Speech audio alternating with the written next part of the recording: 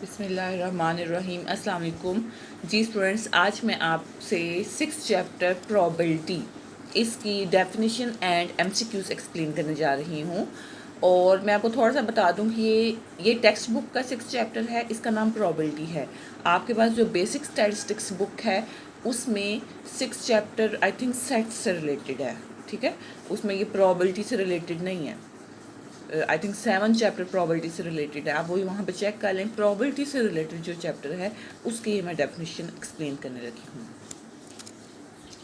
जी, अब इसमें chapter start करते हैं। इसमें डेफिनेशन स्मार्ट सिलेबस के अकॉर्डिंग इस पेज में नहीं है। ये देखें, इसमें स्मार्ट सिलेबस के अकॉर्डिंग कुछ भी नहीं कहा। आप फ़िलहाल ये पढ़ना चाहते हैं तो आप इसको पढ़ लीजिएगा।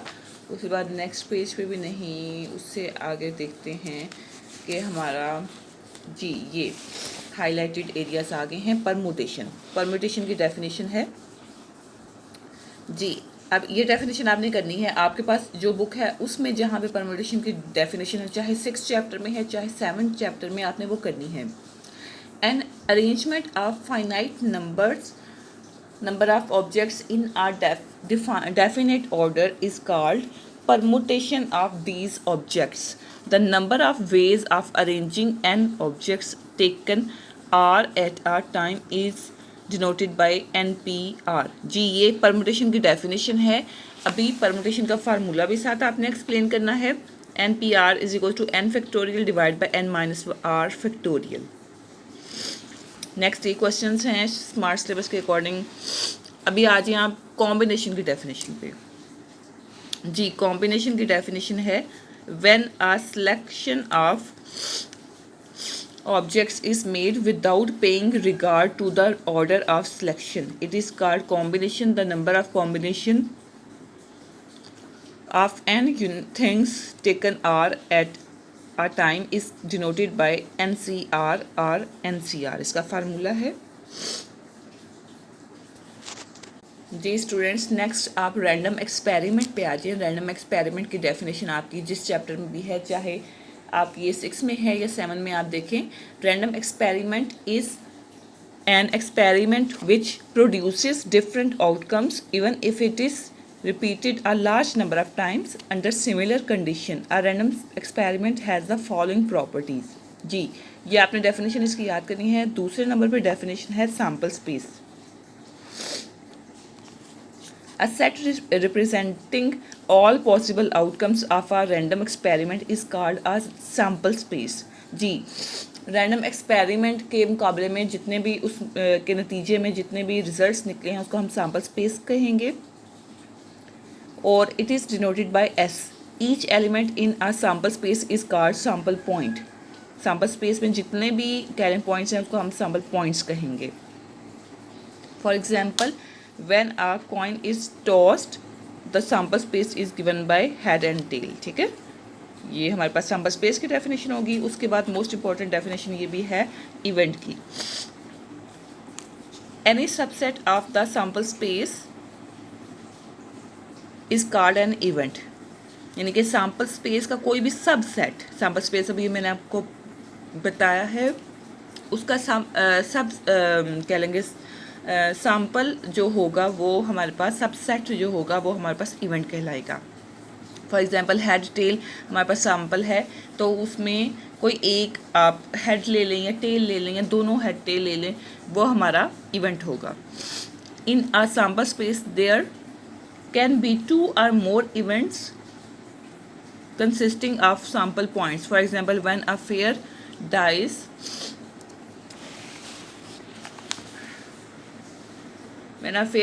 is rolled, the coming up of an even number upward is an event. कि आप ये कह सकते हैं कि डाइस रोल करने में इवन नंबर जो है वो आपका इवेंट है, यानी कि 2 4 6 आए, ये आपका इवेंट है। इवेंट कोई भी हो सकता है। 1 3 5 आए, वो भी आपका इवेंट है। सिंपल इवेंट क्या है? If an event consist of 1 sample points it is called simple event. अगर आपके पास सैम्पल स्पेस से एक आपने पॉइंट लिया है, एक सैम्पल पॉइंट लिया है, तो उसको हम सिंपल इवेंट कहेंगे। अगर आपने एक से ज़्यादा लिए हैं, 2 या 2 से ज़्यादा लिए हैं, तो उसको हम कंपाउंड इवेंट कहेंगे। ये आपने डेफिनेशन सारी करनी है, ये स्मार्ट सिलेबस के अकॉर्डिंग है और ये पेपर में आती हैं डेफिनेशन। इंडिपेंडेंट इवेंट्स क्या हैं? Two events A and B are said to be independent if the occurrence of one does not affect the occurrence of the other.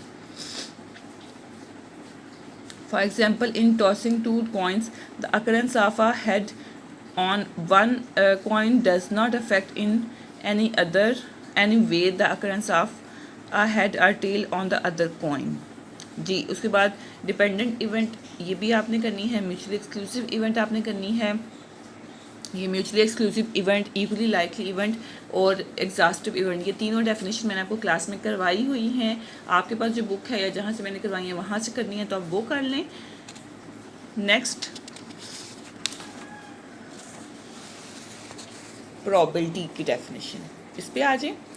Classical or a priori definition if there are n equally likely mutually exclusive and exhaustive outcomes and m of which are favorable to the occurrence of an event A, then the probability of the occurrence of event A denoted by probability of A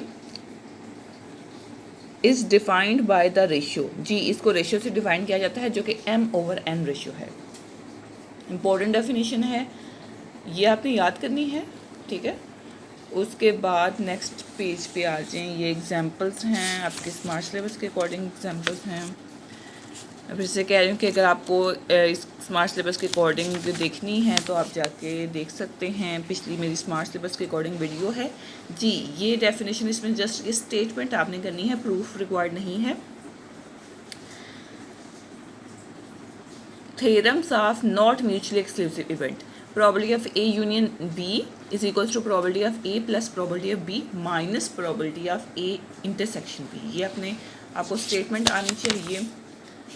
उसके बाद ये इसकी हैं ये वाली additional theorem. Additional theorem क्या होता है? probability of A union B is equals to probability of A plus probability of B for mutually exclusive। पिछला नॉट म्यूचुअली एक्सक्लूसिव के लिए था, ये म्यूचुअली एक्सक्लूसिव के लिए है। अब देखिए, नॉट म्यूचुअली एक्सक्लूसिव में यहाँ पे वो थर्ड टर्म भी हो रही थी, ठीक है। म्यूचुअली एक्सक्लूसिव का मतलब है कि दोनों यूनिट में कुछ कॉमन मौजूद ही नहीं है। म्यूचुअली एक्सक्लूसिव दोनों दूसरे को दूर करते हैं।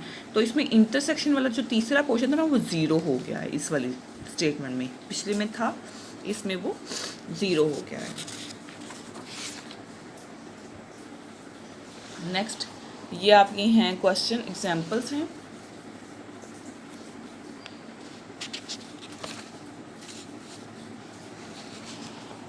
नेक्स्ट है multiplication theorem for not independent events. Not independent events के लिए स्टेटमेंट ये है, probability of A intersection B बराबर है probability of A into probability of B given that A. ये फार्मूला है, ये भी आपको आना चाहिए, इसका प्रूफ रिक्वायर्ड नहीं है। कुछ एग्जाम्पल्स हैं जी। यहाँ पे आपका हो गया है ख़त्म इसकी डेफिनेशंस। अभी मैं आपको इसकी करवाती हूँ MCQs। जी, इसमें डेफिनेशन MCQs के अकॉर्डिंग आप पहले ये फिल इन द ब्लैंक्स हम कंप्लीट करेंगे, ट्रू फॉल्स करेंगे तो आपको कॉन्सेप्ट क्लियर हो जाएगा। इससे रिलेटेड कोई MCQ आता है तो आप वो सॉल्व कर सकते हैं। A set is any well defined collection of distinct things. जी, सेट क्या होता है? एक वेल डिफाइंड कलेक्शन होती है किसकी? डिस्टिंक्ट थिंग्स की, मतलब चीज़ों की। A set containing only one element is called unit set। एक ऐसा सेट जिसमें सिर्फ एक ही एलिमेंट हो उसको हम यूनिट सेट कहते हैं। A set of subset of set is called power of the set। जी, उसका जो सबसेट होता है ना, उसको हम पावर सेट कहते हैं। A compound event contains more than one element। एक कंपाउंड इवेंट मुश्तमिल होता है मोर देन वन एलिमेंट, एक एलिमेंट से ज़्यादा एलिमेंट्स पे मुश्तमिल होता है। A compound event contains more than one element, उसमें एक से ज़्यादा एलिमेंट्स होते हैं। Two events are mutually exclusive events if they have no common point. ये बात पहले भी मैं आपको बता चुकी हूँ कि अगर दो सेट्स इवेंट हो उनमें कुछ भी कॉमन पॉइंट ना हो तो उसको हम म्यूचुअली एक्सक्लूसिव इवेंट कहते हैं। फॉर एग्जांपल, हेड का आना या टेल का आना दोनों एक वक्त में कर नहीं हो सकते इवेंट्स, दोनों अपोजिट डायरेक्शन में होते हैं ना कॉइन के, एक तरफ हेड एक तरफ टेल, दोनों इकट्ठे तो आ ही नहीं सकते। सो ये क्या है, कोलेक्टिवली एग्जॉस्टिव इवेंट है। If N is equals to mutually exclusive event है ये। If A union B is equals to S then A and B are called. अगर एस आपको पता है ना सैम्पल स्पेस होता है, अगर दोनों इवेंट मिल के, यूनियन का मतलब होता है मिल के सैम्पल स्पेस कंप्लीट बना दें, देन ए और बी क्या कहलाएंगे, कोलेक्टिवली एग्जॉस्टिव, के दोनों ने मिल के सैम्पल स्पेस बना दी है। If N is equals to A and small N is equals to B, यानी कि दोनों की तादाद बराबर हो दोनों इवेंट्स की, तो दोनों की फिर प्रोबेबिलिटी भी यकीनन सेम होगी अगर उनकी तादाद बराबर है तो। Then A and B are called equally likely events, ठीक है। The number of subsets of a set containing n points are 2 raised to power n। जी, उसके बाद क्या है, the orderly managements of R distinct things out of n are called permutation, और इसका formula ये होगा NPR। नेक्स्ट है, a non orderly arrangement of things is called combination. Next आपने ट्रू फॉल्स करने हैं, ये मैं आपको बताती हूँ, आपके कॉन्सेप्ट क्लियर हो जाएंगे इंशाल्लाह, फिर आप MCQ से रिलेटेड कर पाएंगे। The null set is also named as the impossible event. Null set को इम्पॉसिबल इवेंट भी कहते हैं, नल एम्प्टी सेट, जी ये ठीक है, उसको इम्पॉसिबल इवेंट भी कहते हैं। A part of a set is called improper subset of the set. एक सेट का एक छोटा हिस्सा जो होता है उसको हम इम्प्रॉपर सबसेट कहते हैं, नहीं, उसको हम सिर्फ सबसेट कहते हैं, इम्प्रॉपर नहीं कहते। False, a subset of sample space is called sure event. जो सैम्पल स्पेस होता है उसका सबसेट एक निकाला जाए उसको श्योर इवेंट कहते हैं, नहीं, उसको श्योर इवेंट नहीं कहते क्योंकि वो सैम्पल स्पेस का एक छोटा हिस्सा है। श्योर इवेंट वो होगा जो पूरी सैम्पल स्पेस से रिलेटेड होगा। An event consisting of only one sample point is called compound event, इसको हम कंपाउंड इवेंट कहेंगे। जी ये भी फॉल्स है। If a coin is tossed 4 times the number of sample points will be 22, नहीं ये भी रॉन्ग है। आपको पता ना कि कैसे हम निकालते हैं, फार्मूला क्या है। इफ़ अ कॉइन की 2 साइड्स होती है ना, 2 साइड्स, और कितनी दफ़ा कॉइन को टॉस किया जा रहा है, 4 टाइम्स, तो ये इसका जो आंसर होगा वो आपका इसका आंसर होगा। नेक्स्ट है, if A and B are mutually exclusive events then probability of A union B बराबर है probability of A plus probability of B के, ये true है। The probability of drawing a red card from 52 cards is 13/15, ये probability of drawing a red card draw करने की probability है, ये false है। रेड कार्ड आपको पता ना कितने होते हैं, उसमें रेड कार्ड आपके 13 रेड कार्ड होंगे, तो 13/52 ये आपकी प्रॉपर्टी होगी। The complementary events are always mutually exclusive events, जी ये ट्रू हैं क्योंकि कॉम्प्लीमेंट्री यानी कि जो आपस में एक दूसरे का उलट है, जैसे एक तरफ हेड है एक तरफ टेल है वगैरह वगैरह, तो वो आपस में म्यूचुअली एक्सक्लूसिव इवेंट होंगे।